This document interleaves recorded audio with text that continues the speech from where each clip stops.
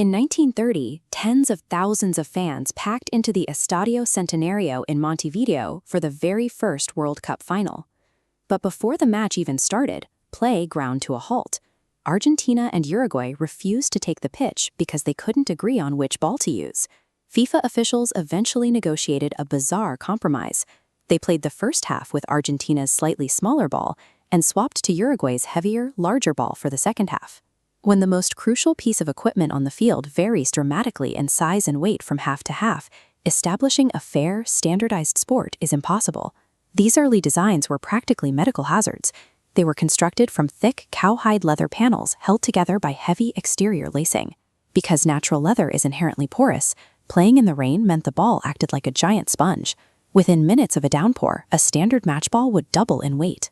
Players were frequently concussed just trying to head a wet ball away from the goal. To build a game based on explosive speed and precise passing, engineers first had to figure out how to keep the water out and the weight down. The first major engineering breakthrough arrived in 1970 with the Adidas Telstar. The dangerous leather laces were completely gone. This animation shows the precise geometry engineers used instead, a shape called a truncated icosahedron. By stitching 32 flat polygons together, they created the roundest object capable of being mass-produced at the time. The distinct alternating black and white panels served a specific technological purpose. They made the ball pop on millions of monochrome television sets broadcasting globally. By the 1980s, switching from natural cowhide to synthetic polyurethane stopped the balls from absorbing water.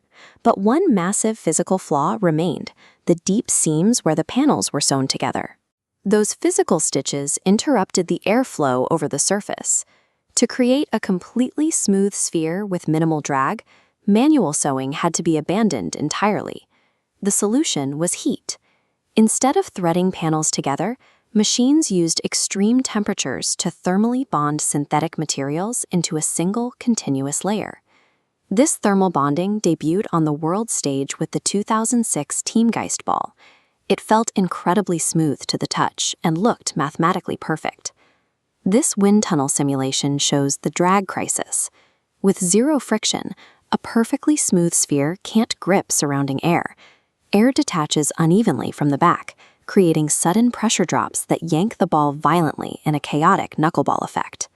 This aerodynamic instability peaked 4 years later with the 2010 Jabulani. Goalkeepers were left completely exposed. A hard strike would fly streak for 20 yards, then suddenly dip and swerve at the very last second, making saves a matter of pure luck. By engineering the smoothest, most perfectly spherical ball in history, designers accidentally stripped away the exact physical properties required to keep it flying straight.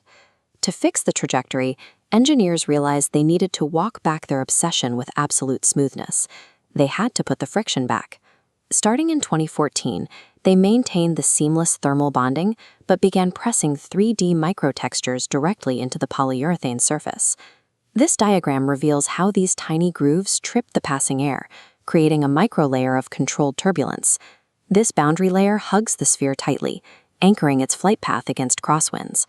By 2022, the Al Hilm ball showcased the precise calibration idea, a lightweight, heat-fused core wrapped in millions of deliberate textural imperfections. Achieving a reliable, predictable flight required a counterintuitive compromise.